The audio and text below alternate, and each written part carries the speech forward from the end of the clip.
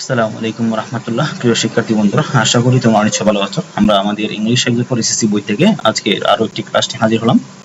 আজকের ক্লাসটি হবে তোমাদের সেন্টেন্সের ক্লাস 3, অর্থাৎ আমরা এর আগে দুটি ক্লাস দিয়েছি, এখন আমরা পার্ট 3 করব ইনশাআল্লাহ। এই 3 নাম্বার ক্লাসে আমরা পজিটিভ, কম্পারেটিভ, তারপরে সুপারলেটিভ ডিগ্রি এবং ভয়েস চেঞ্জ পুরোটাই দেখে নেব। লাস্ট ক্লাস আজকে এই 3টা ক্লাসের মধ্য দিয়ে আমরা আমাদের সেন্টেন্সের রুলসগুলো একদম সহজেই কিভাবে তোমাদেরকে দেয়া যায়, কিভাবে বুঝিয়ে দেওয়া যায়, সেটাই আমরা চেষ্টা করেছি। তো তাও যদি তোমাদের প্রবলেম থাকে আমাদেরকে কমেন্টে জানাতে পারো, এবং 3টা ক্লাস মিলে বেশি হবে না, হয় সর্বোচ্চ 40 মিনিট মতো হবে, সর্বোচ্চ 3টা ক্লাস মিলে হয়তো বা আরো কম হতে পারে। ছোট ছোট ক্লাস তিন ভাগে ভাগ করেছি। ফার্স্ট অফ অল আমরা তোমাদের এই যে অর্থগত সেন্টেন্স এগুলো দিয়েছি, তারপর হচ্ছে তোমাদের এই গঠনগত সেন্টেন্স এগুলো দিয়েছি। আজকে হচ্ছে আমাদের ডিগ্রি নিয়ে এবং ভয়েস নিয়ে। তাহলে ফার্স্ট অফ অল আমরা আসছি এখানে সাধারণ তুলনা অনুযায়ী কিভাবে ইউজ করতে পারি আমরা। টাইপ 1 হচ্ছে কি দা বা এনি আদার। এটি ব্যবহার করা হয় যখন কোনো একটি বিষয়কে সবার চেয়ে সেরা বা বড় বলা হয়। তাহলে এটি কখন ব্যবহার করব? যখন কোনো একটি বিষয়কে সবার চেয়ে সেরা বা বড় বলা হয়। এটা সুপারলেটিভের ক্ষেত্রে subject plus verb plus the plus adjective, অর্থাৎ সুপারলেটিভ ডিগ্রি অ্যাডজেক্টিভের প্লাস এক্সটেনশন। তাহলে এখানে কি আসতেছে? দা আসতেছে। তাহলে এটা কিসের ক্ষেত্রে? যখন বিষয়কে সবার চেয়ে সেরা বা বড় বলা হয়। যেমন Dhaka is the biggest city in Bangladesh. তাহলে এখানে সবচেয়ে বড় সিটি কোনটা? ঢাকা। তাহলে Dhaka is the biggest city in Bangladesh. এটা যখন আমরা কম্পারেটিভ করব সেক্ষেত্রে কি হবে? Subject plus verb plus comparative degree plus দেন এনি আদার প্লাস এক্সটেনশন। অর্থাৎ এখানে যে আমরা বলছিলাম এনি আদার, এই দেন এনি আদার প্লাস এক্সটেনশন। যেমন ঢাকা সাবজেক্ট, ইজ ভার্ব, এই বিগের কম্পারেটিভ ফর্ম হচ্ছে বিগার, বিগার বিগেস্ট। এখানে বিগেস্ট আসছে, এখানে বিগার, এর পজিটিভ হচ্ছে বিগ। তাহলে বিগ বিগার বিগেস্ট। তাহলে কম্পারেটিভ ফর্ম দিলাম, এরপর বসবে than any other plus extension. তাহলে Dhaka is the Dhaka is bigger than any other city in Bangladesh. এরপর আসি আমরা পজিটিভের ক্ষেত্রে। যদি এরকম হয় সবার চেয়ে সেরা বা সবার চেয়ে আলাদা এরকম বোঝাই, সেক্ষেত্রে বসে no other plus extension plus verb plus as positive form plus as plus subject. যেমন আমরা দেখি একটু, নো আদার সিটি। তাহলে বলা হচ্ছে এখানে no other city in Bangladesh. তাহলে এখানে যে অতিরিক্ত অংশটা no other city in Bangladesh, অর্থাৎ দেন এনি আদার তুলে দিয়ে আমরা কি বসাবো? এখানে নো আদার বসাবো, নো আদার পরের অংশটা বসাবো, অর্থাৎ সিটি ইন বাংলাদেশ এক্সটেনশনটা, তারপর বসবে কি ভার্ব। তাহলে এখানে ভার্ব আমাদের ইজ। তাহলে এই যে ইজ বসালাম আমরা, ইজ দিলাম। তারপরে এখানে অ্যাডজেক্টিভ কোনটা? Bigger biggest. তাহলে এই বিগারের present form, sorry positive form হচ্ছে কি বিগ। এর আগে একটা কি বসবে? অ্যাজ বসবে, অ্যাজ বিগ অ্যাজ। এরপর সাবজেক্ট এখানে ঢাকা। তাহলে আমরা পাচ্ছি এখানে নো আদার প্লাস বাকি অংশ, অর্থাৎ দেন আদার পর অংশ plus verb as positive form as plus subject, অর্থাৎ no other city in Bangladesh is as big as Dhaka. এরপর 2 নম্বরে আসি আমরা অনেকের মধ্যে একজন। ওটা ছিল সবার মধ্যে, এই যে এটা ছিল কি আমাদের যখন এটি সবার চেয়ে সেরা বা সবার চেয়ে বড় বলা হয়। আর এটা হচ্ছে যে অনেকের মধ্যে একজন। এখানে সবাই কি বুঝাচ্ছে না, জাস্ট অনেকের মধ্যে একজন। এখানে ওয়ান অফ দ্য বা মোস্ট আদার, এটি ব্যবহার করা হয় যখন সেরা অনেকের মধ্যে একজন কথা বলা হয়। এটি পরীক্ষা বেশি আসে, তো এই রুলসটা অর্থাৎ বেশি আসে একটু। তাহলে সুপারলেটিভের ক্ষেত্রে কি হবে? Subject plus verb plus one of the plus superlative form plus noun plural, অর্থাৎ এখানে প্লুরালে বসবে এটা। তাহলে এখানে আসি আমরা, gold is one of the most precious metals. তাহলে এরকম মেটালস অনেকগুলো আছে, এই জন্য একটা প্লুরালস। তাহলে এই মেটালের মধ্যে সবচেয়ে দামি হচ্ছে কি? Gold. Gold is one of the. তাহলে গোল্ড বসবে, সাবজেক্ট বসছে, ভার্ব হিসেবে ইজ বসছে, তারপর ওয়ান অফ দ্য বসছে, এর উপরে সুপারলেটিভ ফর্ম, অর্থাৎ অ্যাডজেক্টিভের সুপারলেটিভ ফর্ম। এখানে প্রেসিয়াস এর আগে মোস্ট বসছে। তাহলে এখানে আমরা মনে করতে পারি অনেকে প্রেসিয়াস আর প্রেসিয়াসেস্ট হয় না কেন? কারণ এটা হচ্ছে যে আমাদের এক সিলেবালের অধিক সিলেবাল যুক্ত অ্যাডজেক্টিভ। এক সিলেবালের অধিক সিলেবাল যুক্ত অ্যাডজেক্টিভ পরে সেক্ষেত্রে মোস্ট এবং মোর দিয়ে সুপারলেটিভ এবং কম্পারেটিভ করতে হবে। তাহলে এটা কম্পারেটিভ হবে মোর দিয়ে, আর সুপারলেটিভ হচ্ছে মোস্ট দিয়ে। যেমন মোস্ট বিউটিফুল, বিউটিফুল ক্ষেত্রে একাধিক সিলেবল, এই জন্য এখানে কি হবে মোর বা মোস্ট হবে। প্রেসিয়াস, এখানে কি প্রেসিয়াস, এই যে প্রে একটা সিলেবল, সিয়াস এটা একটা সিলেবল, তাহলে দুইটা সিলেবল এখানে পাচ্ছি আমরা, এই জন্য এখানে মোস্ট অথবা মোর বসবে। তাহলে সুপারলেটিভের ক্ষেত্রে কি বসবে মোস্ট বসবে, এই জন্য আমরা মোস্ট প্রেসিয়াস, এরপর দিলাম কি নাউনটা মেটালস। এরপর এটা কম্পারেটিভ কি হবে, প্রথমে সাবজেক্ট ভার্ব, তারপর অ্যাডজেক্টিভ কম্পারেটিভ ফর্ম বসবে, দেন মোস্ট আদার বসবে, তারপর হচ্ছে নাউন প্লুরালে। তাহলে gold is more precious, gold is more precious than most other, তাহলে এখানে কি বসবে সুপারলেটিভ ফর্মের পরে দেন মোস্ট আদার বসবে, এরপর বসবে নাউন মেটালস। তাহলে gold is more precious than most other metals.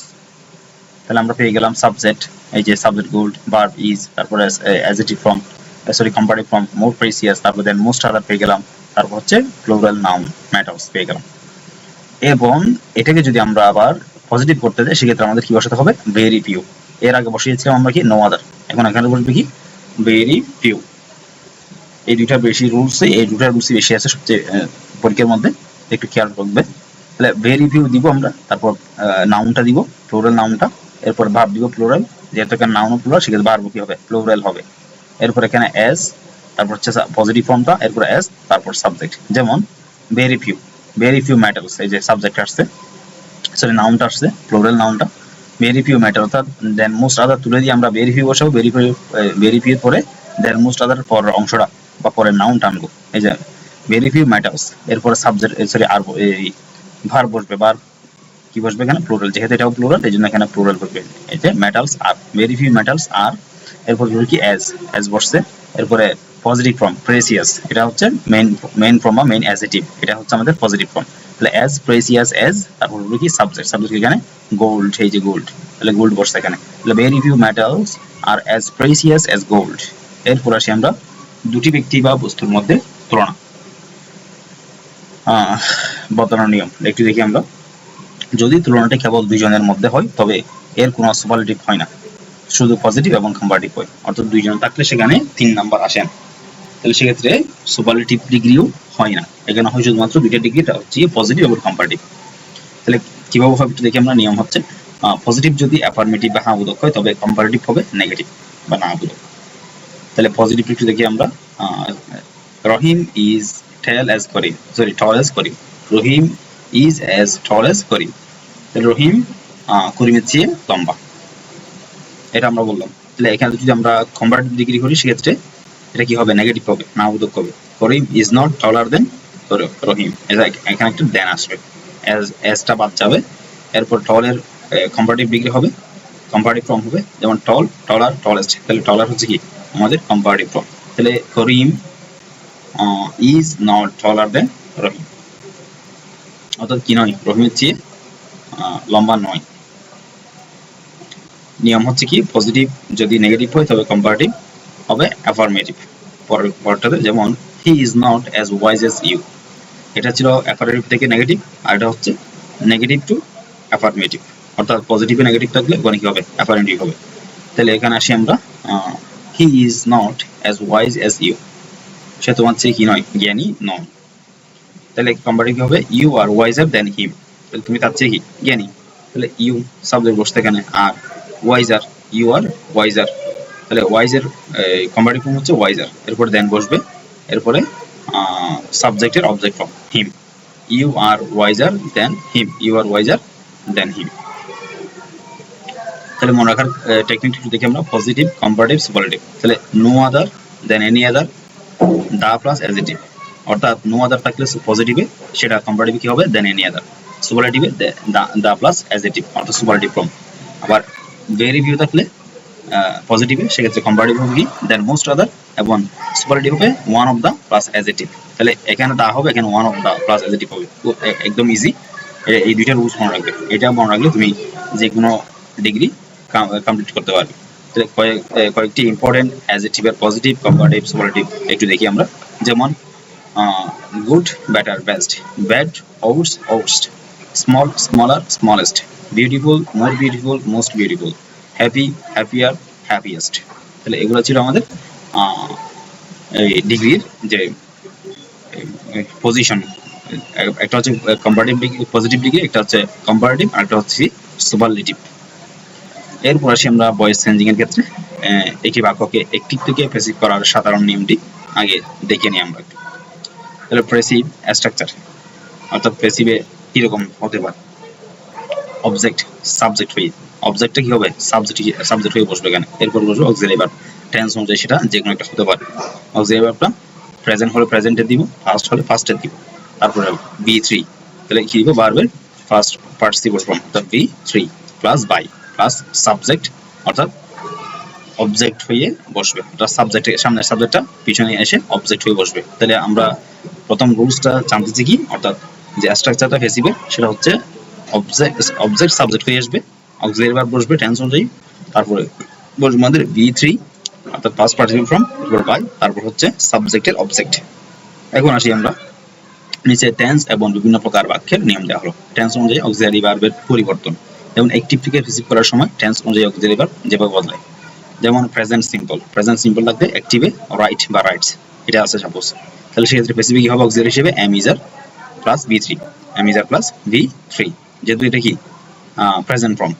এরপর ফার্স্ট ফর্ম হলে রোট, রাইটের ফার্স্ট ফর্ম কি? রোট। এটা যদি থাকে প্যাসিভে কি হবে? ওয়াজ বা ওয়ার প্লাস B3, ওয়াজ বা ওয়ার প্লাস B3। আবার কন্টিনিউয়াস থাকলে সেক্ষেত্রে কি হবে? am is are was were plus writing,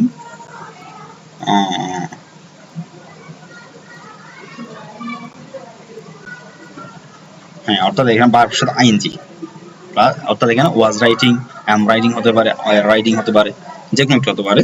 তাহলে সেক্ষেত্রে বসবে কি? প্যাসিভের ক্ষেত্রে am is are was were plus being plus B3 টা এখানে চলে আসছে, যাচ্ছেও না, সেটাকে একটু বুঝে নিবে এটা। তাহলে এখানে দেখতে পাচ্ছি আমরা কিসের ক্ষেত্রে কন্টিনিউয়াস থাকলে অর্থাৎ am is are was were plus writing, অর্থাৎ ভার্বের সাথে আইএনজি থাকলে সেটা প্যাসিভে কি হবে? am is are was were plus being plus ভার্বের থার্ড ফর্ম, অর্থাৎ এখানে একটা being আসবে আইএনজির জন্য, কি আসবে? being আসবে। আর প্রেজেন্ট হলে am is are আর পাস্ট হলে was were বসবে। এরপর আসি আমরা পারফেক্টে have has had plus written বা B3, অর্থাৎ has written, have written, had written থাকলে প্যাসিভে কি হবে? have has plus had plus being plus B3, অর্থাৎ এখানে একটা অতিরিক্ত been যুক্ত হবে, অর্থাৎ ভার্বের থার্ড ফর্ম যুক্ত হবে। তাহলে has been বা had been বা have been প্লাস B3। এরপরে ফিউচার সিম্পল হলে যেমন এটা will had থাকবে, will write। কিসের ক্ষেত্রে? অ্যাক্টিভের ক্ষেত্রে সেটা প্যাসিভে কি হবে? will be plus B3, will be plus B3, অর্থাৎ এখানে will এর সাথে কি হবে? be যুক্ত হবে, be প্লাস B3। এরপর modals can, may, must, should থাকলে এখানে হবে কি? can, may, must, should plus b plus B3, b plus B3। তাহলে আমরা এখানে দেখতে পেলাম যে কি টেন্সের মাধ্যমে কিভাবে অ্যাক্টিভ থেকে প্যাসিভ হয়। যেমন এখানে একটা উদাহরণ দেওয়া আছে, he is flying a kite, তাহলে এটা কোন টেন্সে পড়ছে? এখানে ইজ আছে, তারপর হচ্ছে ফ্লাইং আছে, তার মানে এটা প্রেজেন্ট কন্টিনিউয়াস, তো কন্টিনিউয়াস পড়ছে। তাহলে এখানে কি বসবে? আমাদের সাবজেক্ট অবজেক্ট হবে, সরি অবজেক্টটা সাবজেক্ট হবে। এখানে এ কাইট, এটা হচ্ছে অবজেক্ট, তাহলে এ কাইট আসছে, তারপরে বসবে অক্সিলারি এখানে ইজ, তাহলে ইজ বসছে। যেহেতু এটা কি কন্টিনিউয়াস, এই জন্য কি আসবে? একটা বিং আসবে, বিং। এরপরে ফ্লাইং, এটা হচ্ছে মেইন ভার্ব, এখানে মেইন ভার্বের কি বসবে? থার্ড ফর্ম বসবে। তাহলে ফ্লাইয়ের থার্ড ফর্ম হচ্ছে কি? প্লাউন, এই যে প্লাউন। এরপর বাই বসছে, এরপর এখানে হি এর অবজেক্ট হচ্ছে হিম, তাহলে a kite is being flown by him. এরপর আসি আমরা ইম্পারেটিভ সেন্টেন্স, আদেশ উপদেশ অনুরোধ বোঝালে এই বাক্যগুলো পরীক্ষায় অনেক বেশি আসে, এর গঠন একটু ভিন্ন।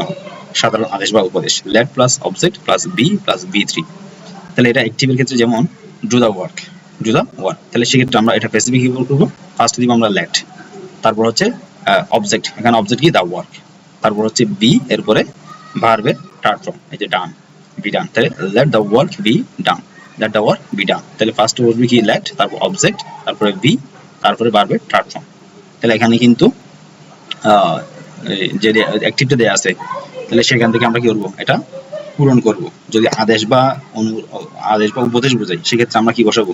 Late plus object plus be plus ভার্বের থার্ড ফর্ম। এখানে ভার্ব কিন্তু ডু, ওয়ার্ক না, ডু হচ্ছে কি আমাদের এখানে মেইন ভার্ব, এই জন্য এটা কি হবে? ডান হবে। এরপর নিষেধ বোঝালে লেট নট, এখানে এটা কি হবে? নট যুক্ত হবে জাস্ট, আর বাকিটা ঠিক থাকবে। যেমন do not shut the door, তাহলে let not the door be shut, let not the door be shut. এরপর অনুরোধ বোঝালে ইউ আর রিকোয়েস্টেড টু হবে, you are requested to plus verb.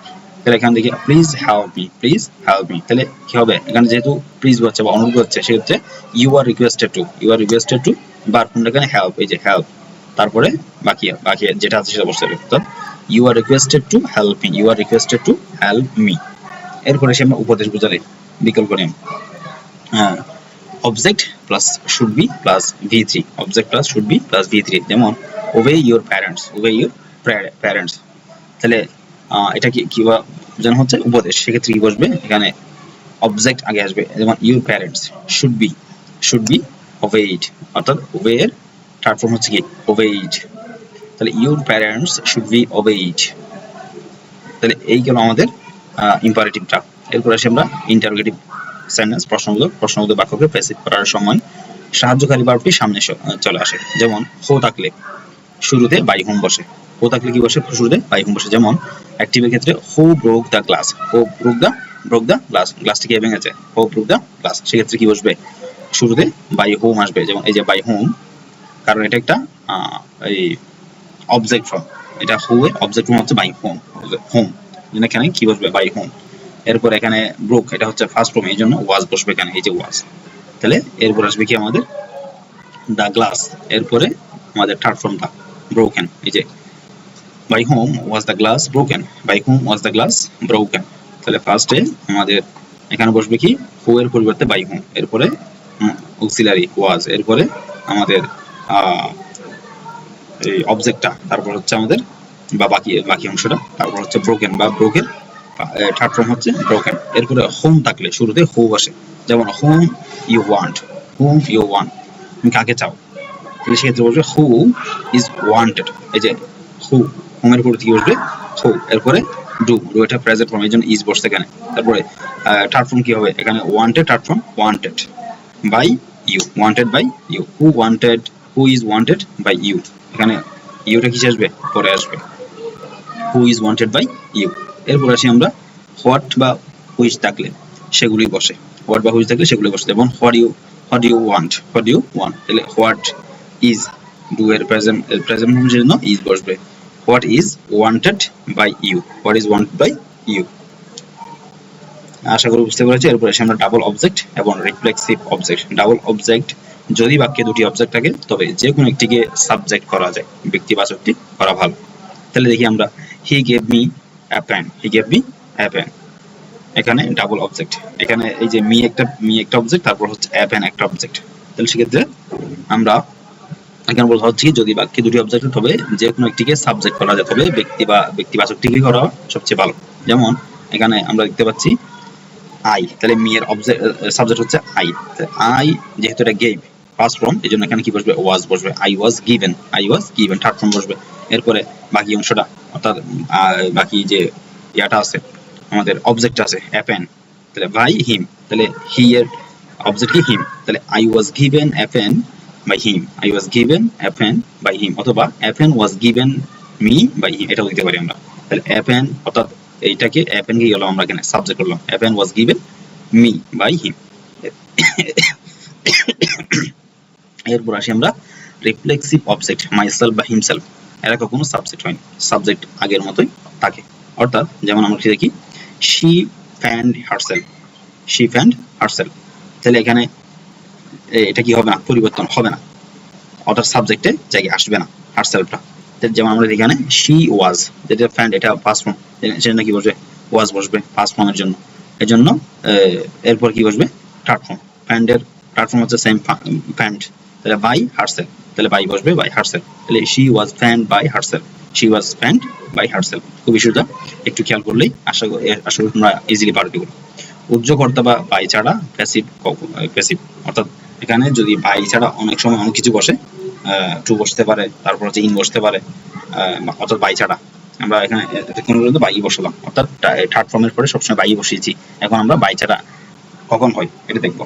উদ্যোগকর্তা থাকলে কখনো কোনো প্যাসিভ বাক্যে বাই এর পরিবর্তে অন্য প্রিপোজিশন বসে, তাহলে কিভাবে বসে, যেমন একটু দিকে আমরা যেমন নো থাকলে বাই এর বদলে কি বসে টু বসে, যেমন আই নো হিম, এটা যদি প্যাসিভ পর্যায়ে যাই সেটা হবে কি he is known to me, he is known to me, এখানে বাই হবে না টু হবে, অর্থাৎ এখানে প্রিপোজিশনে কি হবে টু হবে। এরপরে স্যাটিসফাই বা প্লিজ, বাই এর বদলে উইথ হবে, স্যাটিসফাই উইথ, প্লিজ উইথ। যেমন হি হিজ ওয়ার্ক প্লিজড আস, তার কাজ আমাদের কি হতে সন্তুষ্ট করেছে।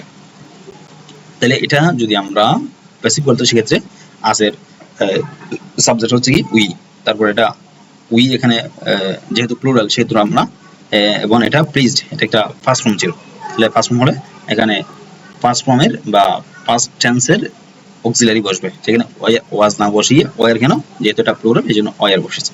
তারপরে প্লিজড এর থার্ড ফর্ম হচ্ছে সেম প্লিজড, তারপর হচ্ছে প্লিজড এর সাথে কি বসে, এই যে উইথ বসে, বাই এর পরিবর্তে উইথ বসে। এরপর বাকি যে আমাদের সাবজেক্টের অবজেক্টটা সেটা বসাবো। তাহলে হিজ, হিজ ছিল এখানে, সেটা কি বসবে হিজ ওয়ার্ক, অর্থাৎ সেম এখানে ইয়া হিসেবে আছে, অবজেক্ট হিসেবে আসে এটা, এই জন্য হিজ ওয়ার্ক। তাহলে এটা হিজ ওয়ার্ক প্লিজড আস, সেটা বেসিক কি হবে we are pleased with his work.